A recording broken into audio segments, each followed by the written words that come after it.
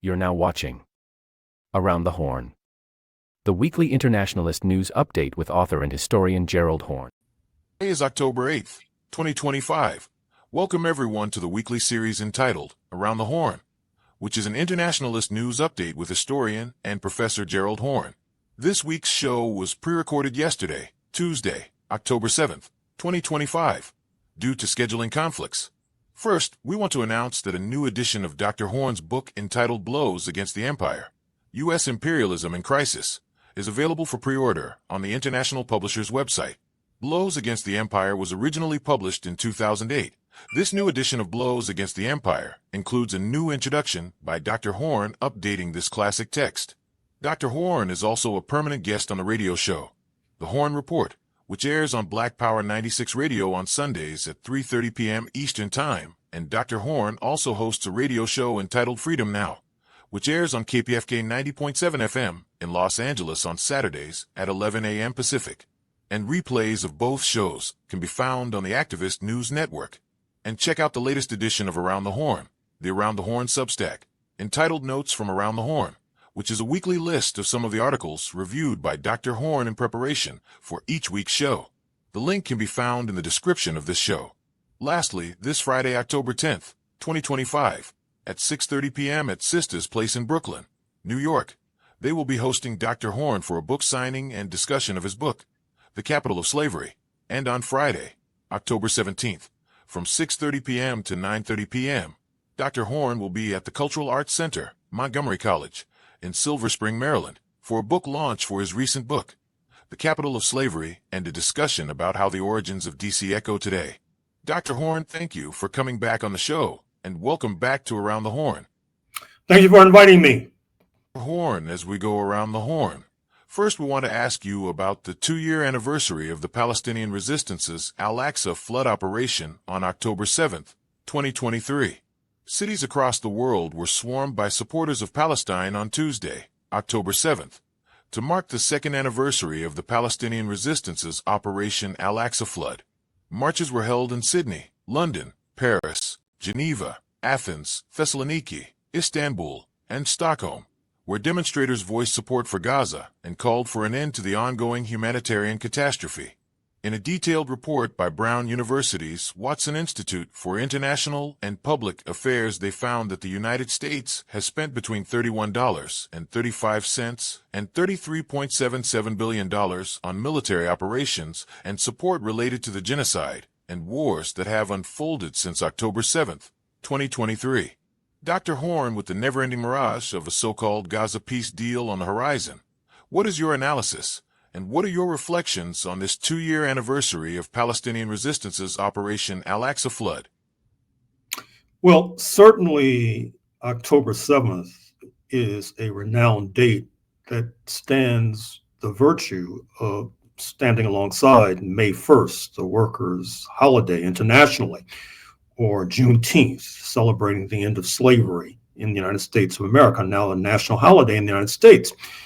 Despite the fact that we talked about last week, the pressure from so-called comrades, Arab and Islamic comrades of the resistance forces in Gaza, it's important to note that in process right now is a significant victory for the resistance, insofar as we are told that there are hundreds of fighters that have been imprisoned, political prisoners, who will be released if these negotiations go the way some of us planned for them to go. We should ask ourselves, will that release of political prisoners in historic Palestine have knock-on effects or repercussions with regard to the release of political prisoners right here in the United States of America? We will strive to make sure that that is the case. I should also point out some recent press coverage, which does not bode well for the Zionist enterprise. I'm speaking of articles talking about how stalwarts of the U.S. right, such as Tucker Carlson and Candace Owens, have become quite candidly critical of Israel. I'm speaking of the fact that the Anti-Defamation League of B'nai B'rith, a constituent element of the Zionist lobby, has had ruptures with the Federal Bureau of Investigation. And by the way, I should mention in the interest of full disclosure that, as I pointed out in my book, White Supremacy Confronted, during the era of the anti-apartheid struggle, the ADL actually spied upon myself because of my activism against apartheid. So certainly, I think that October 7th needs to be not only remembered, but we should strive to make sure that the Palestinian resistance is redeemed by making sure that it eventuates in a Palestinian state. Dr. Horne, as we go around the horn, we also want to ask you about Japan. This past Saturday, October 4th, it was reported that Sanai Takaichi came out top in a male-dominated race to lead Japan's ruling party, putting her on course to emulate her hero, former British leader Margaret Thatcher, and become her country's first female prime minister. And it was reported last Thursday, October 2nd, that the Japanese and U.S. governments are considering setting U.S. President Trump's trip to Japan for October 27th to 29th. The visit will be the first for Trump during his second term. Trump is scheduled to attend Association of Southeast Asian Nations related meetings in Malaysia this month. He is seen visiting Japan after that, and then traveling to South Korea for an Asia-Pacific Economic Cooperation Summit. While in Japan, President Trump will meet with Japan's new Prime Minister, Sanai Takaichi. Dr. Horne, what is your reaction and analysis of the news that Japan will have its first female Prime Minister? And where do you see Japan headed in the churning of the global order? Well, first of all, the significance of this apparent victory by the Prime Minister in waiting, Takaichi, is not only because of her gender, it's also because of her ideology, that is to say, representing that Japanese nationalist tradition, which has had a checkered history at best in the 20th and 21st centuries. For example, you may recall what unfolded in the 1980s when a ideological predecessor of Prime Minister in waiting Takaichi, speaking of Shintaro Isahara, who was the de facto mayor of Tokyo, issued a book along with Akio Morita, who then headed Sony, which is still with us, entitled The Japan That Can Say No. It was a tossed down gauntlet before U.S. imperialism. It was reprinted in the Congressional Record because of its nationalist echoes, which stretch back, of course, to the 1930s, when Japanese nationalists reached across the Pacific and sought to influence Black nationalists in particular. Indeed, I think we should not forget that these Japanese nationalists not only tried to influence Black nationalists in the United States. If you look at many of the leading figures of Southeast Asia, speaking of Sukarno, the founding father of Indonesia, when he declared Indonesian independence from Dutch colonial rule in August 1945, in many ways it was in conjunction with the outgoing Japanese occupying forces. Mahathir Mohamad of Malaysia, still in the land of the living, despite the fact that he is 90 plus years old, was also quite close to these Japanese nationalist forces. I'm thinking of Lee Kuan Yew, the founding father of Singapore. Ditto with regard to a closeness to Japanese nationalist forces. And of course, Benigno Aquino, who is seen quite benignly in the United States today, but he too, in the early 1940s, was quite close to these Japanese nationalist forces. Now, obviously, the bombing of Hiroshima and Nagasaki in August 1945, punctuating the defeat of Japanese nationalism, had a significant impact on their subsequent trajectory. But it would be a mistake to ignore this history, particularly here in the United States of America, where it's oftentimes forgotten that in November 1942, when World War II, or the Pacific War, was at its zenith, you had Black men, in particular in East St. Louis, just across the river from St. Louis, Missouri, who were in uniform and drilling, anticipating a Japanese invasion of the United States that they were going to join on behalf of Tokyo. And of course, the very concept, the Asiatic black man, as we reported more than once on this program, stems from that sort of alliance, although those who invoke that term today, I'm not sure if they're familiar with its antecedents, not to mention the fact that the movement of Marcus Garvey of Jamaica in the pre-World War I and post-World War I era were deeply influenced by Tokyo, as the records of the UNIA, speaking of Garvey's organization, tends to suggest. Now, at the same time, these Japanese nationalists understandably are viewed rather sourly in China, since China, in their estimate, was going to be the equivalent of Africa for Europe. That is to say, they were going to turn China into a haven for labor exploitation, not to mention plunder and pillage. And you can say the same thing for the Korean Peninsula. And there hangs a tale, because the Japanese nationalists now have complicated relations with not only the United States of America. Incoming Prime Minister Takaichi has pledged to re-examine this trade deal from 2025 that supposedly will involve Japan investing $550 billion in the United States of America at the behest of one Donald J. Trump.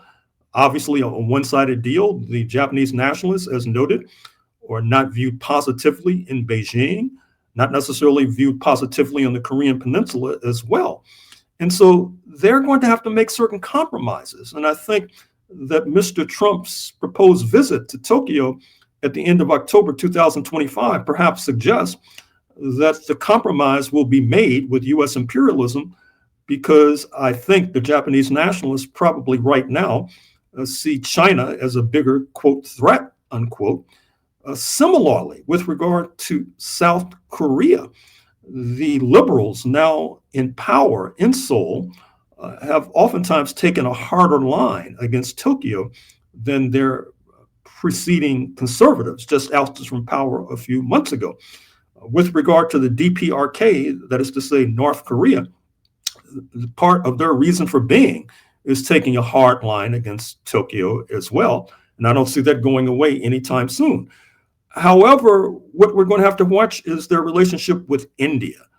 Just like we mentioned Mahathir Mohamad and Lee Kuan Yew and Sukarno and Aquino of the Philippines, you had Indian leaders who were fighting British colonialism, who stood shoulder to shoulder with Japanese nationalists during that particular fraught moment of the early 1940s. Given the ascendancy of Indian nationalists in New Delhi under Prime Minister Modi, it is striking to reflect upon the distinct possibility that relations between New Delhi and Tokyo will become ever warmer, which is not necessarily good news for the People's Republic of China. Dr. Horne, as we go around the Horn, we want to talk to you about the uprisings in Morocco and Madagascar, starting with Morocco, the so-called Gen Z protests, which have been driven largely by young Moroccans, are the country's largest in years, spread across Morocco last week, revealing deep-seated anger over poverty and public services behind a storyline of ambitious infrastructure projects and modern stadiums opening ahead of the 2030 World Cup. At least 3 people have been killed in the anti-government protests in Morocco. State media said that the police opened fire on a group of demonstrators who tried to storm a police station near the city of Agadir. And in Madagascar, protesters returned to the streets of cities in Madagascar on Monday for a third week. Many were university students who seized on protests last month against water and power cuts to air broader grievances against the administration of President Andry Rajoelina. The protests are the largest wave of unrest on the Indian Ocean island nation in recent years. It was also reported on Monday, October 6th, that President Rajoelina named Army General Rufin Fortunate Zafasambo as Prime Minister, a week after dissolving the government in response to ongoing protests. Dr. Horne, considering the fact that we have discussed Morocco several times in recent weeks and months, what is your reaction and analysis regarding the protests in Morocco? And the uprising in Madagascar has received very little coverage, even in alternative media in the U.S. As such, what should our audience know about the uprising in Madagascar? Well, first of all, with regard to Madagascar, the giant island off the southeast coast of Africa, historically minded members of our audience may well recall that at the end of the 1600s, Madagascar was a major site for the African slave trade, with the nationals of that giant island being transported across the Atlantic, including to the United States of America. Indeed, I interviewed a scholar on kpfk.org, the program Freedom Now, aforementioned, who suggested that the legendary late boxer Muhammad Ali, that his roots in Africa stretch back to Madagascar. Likewise, despite the fact that Madagascar has been a happy hunting ground for not only French enslavers, but French colonizers, the fact of the matter is that ideologically, Madagascar has had significant impact that has reached across the Atlantic as well. And speaking of the fact that the late Thomas Sankara, now, of course, a national hero in Burkina Faso, in some ways he came to radicalism during a stint in Madagascar. And then, of course, we all know what happened subsequently, his leadership for Burkina Faso, his leading that nation before being assassinated, and then, of course, the torch now being passed to revolutionary leaders in Ouagadougou as we speak. Similarly, Morocco has had close relationships, believe it or not, with the United States of America. Once again, on KPFK, we interviewed a scholar just in the last few days, Ousmane Traoré of Pomona College, who pointed out that with regard to the African slave trade from Senegambia stretching to Louisiana, you had similarly Africans from that part of West Africa being deported, exported northward to Morocco, where they played a central role in the so-called Black Army of Morocco, which wreaked havoc regionally. That is to say that there may be those in Louisiana who have relatives in Morocco who were part of a similar family that was broken up, with one heading westward to Louisiana and the other northward to Morocco. Certainly, this unrest in Morocco does not bode well for the future of the regime there. And that's likely good news for neighboring Algeria, not to mention Western Sahara, which Morocco has sought to gobble up against the dictates of international law. I should also mention, finally, that you've had a number of Black American musicians who have resided in exile in Morocco. I'm thinking of the legendary late pianist Randy Weston, who in fact wrote an engaging memoir that deals with his time in northern Morocco. So there are many legitimate reasons for us to pay attention to these events in Morocco and Madagascar, not only because of the direct linkages to our history, but also because it may be signaling a cycle of unrest that ultimately will impact the political fortunes of U.S. imperialism. I'm also thinking of a similar youth-led protest in Nepal, which seemingly has been tamped down, but certainly had monumental consequences when it was at its zenith just a few days ago, not least in the relationship between India and China, which of course then echoes in the United States of America. Horne, as we go around the horn, we want to ask you about some other developments from the African continent. First, it was announced on October 2nd that Huawei plans to establish a research and development center in Angola by 2027 as part of its commitment to digital transformation and universal access to technology in Angola. And it was reported on October 3rd that China, Zambia, and Tanzania have signed a $1.4 billion deal to revamp the Tazara Railway. Originally built in the 1970s by Mao Zedong to connect Zambia's copperbelt to Dar es Salaam, the Chinese have agreed to modernize the railway. The project gives Lusaka a faster corridor to export copper to Asia and is a direct response to the rise of the Lobito Corridor, the flagship railway project of the U.S. and its European subordinates. On the other side of the ledger, in an unexpected move, the Trump administration announced that it supports renewing the African Growth and Opportunity Act, the AGOA, for 1 year, and is interested in considering entering discussions on the long-term renewal of the AGOA. The AGOA, which expired on September 30th, was originally passed by Congress in 2000 and signed into law by President Bill Clinton. The legislation allows sub-Saharan African countries duty-free access to U.S. markets and gives the U.S. President the power to suspend countries that he believes fail to meet the AGOS requirements, particularly as they relate to governance issues, human rights standards, and a failure to provide U.S. companies beneficial access to African markets. Dr. Horne, what is your analysis of these developments we have just outlined? Well, the latter story reflects the reality that U.S. imperialism cannot ignore the stiff challenge provided by not only China, but Russia, Turkey, India, and of course Japan, with regard to making and forging relationships and alliances with African countries, which Mr. Trump would prefer to see as so-called S-hole nations. With regard to that story, and also the one now on the screen concerning Huawei, I put that in the context of the startling news we reported some days ago. That is to say, this Africa-Japan summit in Yokohama, where Japan pledged to train 30,000 Africans in artificial intelligence, a stiff challenge to the pretensions of U.S. imperialism.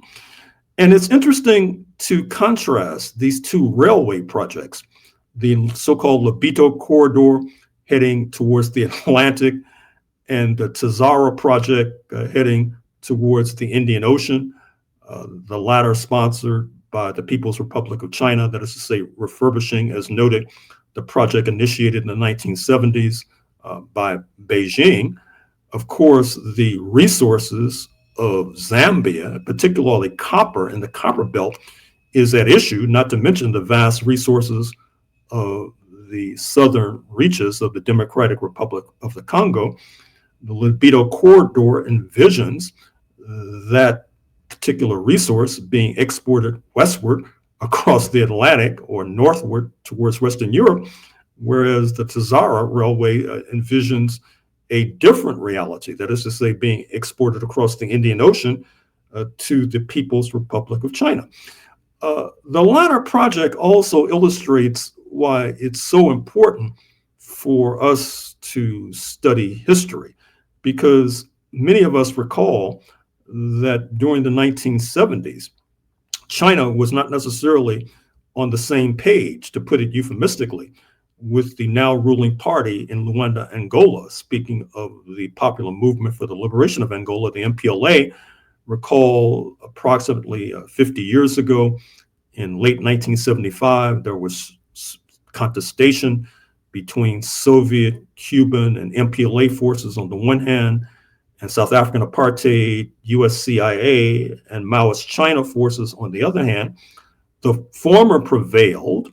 Obviously, China has come a long way since that unfortunate period. And this rebuilding of the Tazara Railway also tends to solidify that particular supposition. Dr. Horne, as we go around the horn, we want to put several stories together and get your analysis.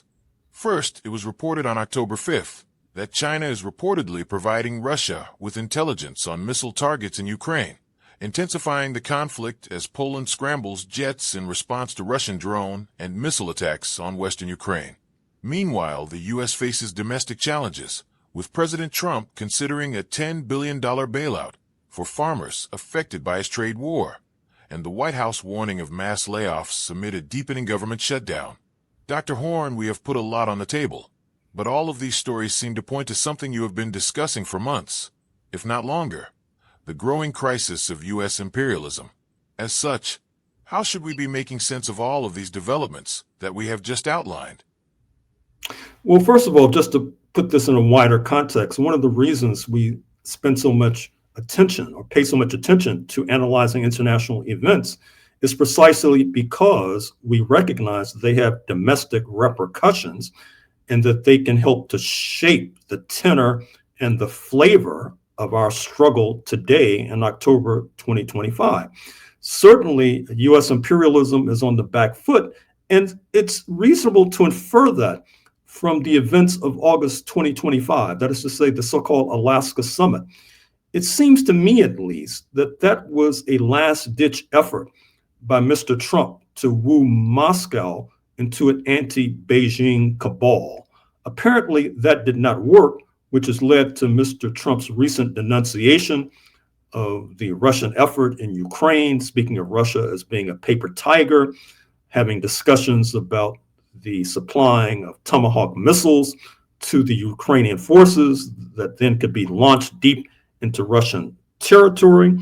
The fact that even though Mr. Trump has made announcements suggesting he wants to wash his hands of Ukraine, dig a little deeper and you will quickly come to the conclusion that what U.S. imperialism basically plans is to sell weapons to the Europeans who can then supply them to the Ukrainians, which will allow A, the weakening of Russia from that point of view, and B, a tidy profit to the military industrial complex.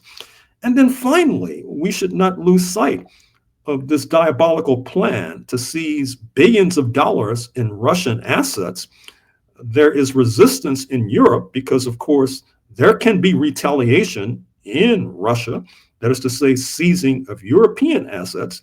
And obviously, it sets a very intriguing precedent because if Russian assets can be seized, why can't U.S. assets be seized? Not least, why can't U.S. assets be seized by workers in U.S. enterprises, and with the fortunes of those enterprises then democratically doled out to the workers and to the communities from which these workers spring? So obviously, U.S. imperialism is in deep crisis, and this conflict with Russia in many ways is the leading edge of that crisis.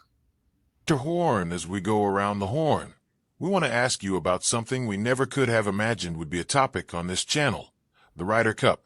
The 45th Ryder Cup at Bethpage Black, which took place from September 26th to September 28th, is supposed to be a celebration of golf's fiercest rivalry. Instead, this year it appeared that for Team Europe, it was more of a matter of survival. The Europeans lifted the trophy with a 15-13 win, marking their fifth triumph on U.S. soil, despite facing 3 days of relentless abuse from U.S. fans and a delayed apology from the PGA of America. Tensions at the 2025 Ryder Cup stemmed from intense verbal abuse directed at European players, particularly Rory McIlroy, by U.S. fans.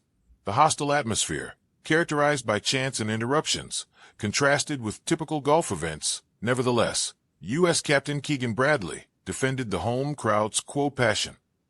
Dr. Horne, again, we never thought that the Ryder Cup or golf would be a topic on ANN, let alone Around the Horne, but it seems that this year's Ryder's Cup, which received little coverage outside of sports media, may be a reflection of this counter-revolutionary moment we are living through. But what are your thoughts? Counter-revolutionary moment indeed. I think that sports are a battlefield in these sports-crazed societies like the United States of America. Oftentimes you have the manifestation of reactionary and nationalist passions in the context of sporting events. We should also mention the fact that as tensions were rising between Canada and the United States earlier this year, you had the national anthem being booed at hockey contests between Canadian teams and U.S. teams, for example. This reflects the fact mentioned by former National Security Advisor John Bolton that Mr. Trump sees the European Union as second to China as a threat to the hegemony of U.S. imperialism. And I would be remiss if I failed to mention that the kind of vile exhibit that you saw at the Ryder Cup, if that had been Black spectators and Black fans, you would have had chin-stroking editorials about the breakdown of the morality of the Black family, explication of the alleged failures of Black motherhood, etc. But of course, we will not go down that despicable road. Instead, we'll take the high ground and mention that this is a reflection of a deeper deeper context and a deeper conflict between the European Union and U.S. imperialism. And of course, next week, if not sooner, we'll talk about the internal conflicts within Europe that has led to the collapse of the latest French government, that has led to bitter conflict between France and Germany, those two European nations being the locomotive of the European Union. But I'm afraid we've reached the end of the road. We state these facts only to let you know that those of us who are revolutionary, Pan-Africanists, is not because we love revolution. It is historically determined, and we have no alternative but to follow history and to use history for the benefit of our people. Power to the people.